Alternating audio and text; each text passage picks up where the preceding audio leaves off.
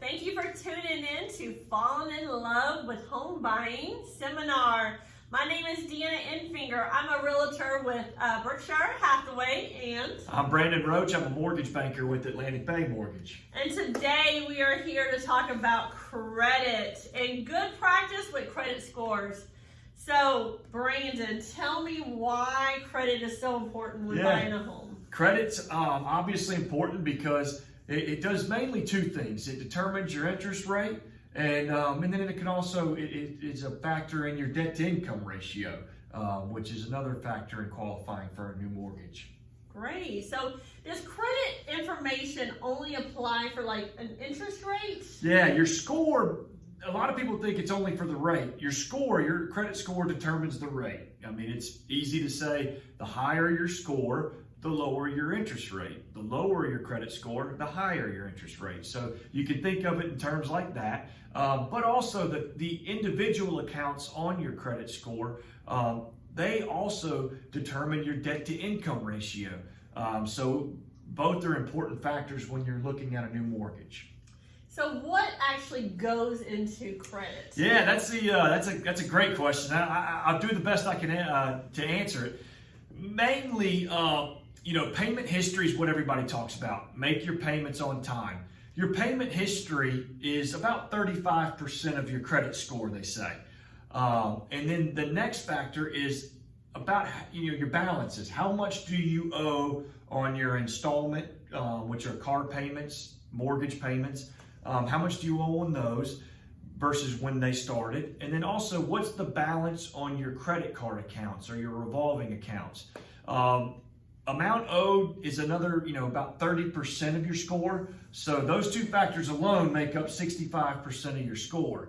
And then you have some other things like how old are the accounts, how long did it take to be paid off, or how long did it take to pay on the account. So there's some smaller factors, but mainly what we tell people is pay things on time and watch your balances. Don't raise your credit score or credit card accounts too high, and pay your installment accounts on time so that gets reduced over time as well.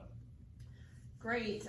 So if I have a client and they've been renting for years, but they really want to buy a house, what would you tell them to do to make sure that they can buy? Yeah, number one I would tell them is, maybe open up a credit card account, just a small balance account, and pay that balance off monthly. That gives you an active account on your credit report, and it can help positively influence your credit score. So that would be the first step I would take it, if I was in that situation. Also, if you have the ability, maybe co-sign on like an auto loan with your parents. Your parents may be helping you make that payment, but you should be on that with them so that it can give you credit, and start, an account on your report so that, you can start filing to the credit bureaus. All right, so if I have a client that has been in a divorce, but they want to buy a house, what is that process? Yeah, it's unique, but it happens certainly. The number one thing I see and tell people is, no matter what the court determines, you need to make sure that all the accounts that are joint are being paid. You need to monitor that even after the court, makes their ruling. That is number one. I've seen people where their credit scores went down because they didn't monitor the mortgage payment that still had them on it. So people need to be aware that just because the court's made a decision about who takes over ownership, that doesn't mean that the banks have refinanced or redone the accounts. They need to still monitor those accounts. And then once things are separated and some time passes by, they can kind of start managing and looking at their own credit, after that time's passed and those accounts have been separated. But until they're separated, they need to act like they haven't been. Perfect. And if someone is wanting to be pre-qualified and just to see, they might have been working on their credit, they probably opened up that credit card that you were talking about, and they really want to get in the market right this moment because it's such a great time Yeah. to be in the market, what would you suggest? Would they come and call you to get pre-qualified, or how would that process absolutely. be? I mean, I would highly suggest, with the way the market is, get pre-qualified. So let us take a look at your credit report so that we can see what's going on. But if you know you're getting to that point, what I would suggest to do on your own is make sure your credit card balances aren't too high. If you can get them under 10%, that would be great.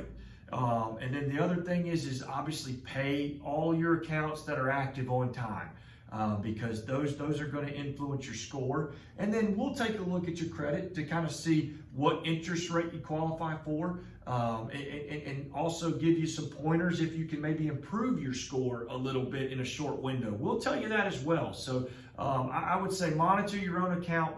But certainly come get pre-qualified so that we can help you, and we mainly want to save you money and get you a low rate. Well, thank you so much for being here. Yeah. Thank you for co-hosting it with me today. In the next 3 weeks, we'll be having 3 other seminars, and it's going to be first-time homebuyer information, which is going to be on the 16th. And on the 23rd, we have VA loans and information. And then March the 2nd, we have insurance, title work, and escrow. So please stay tuned.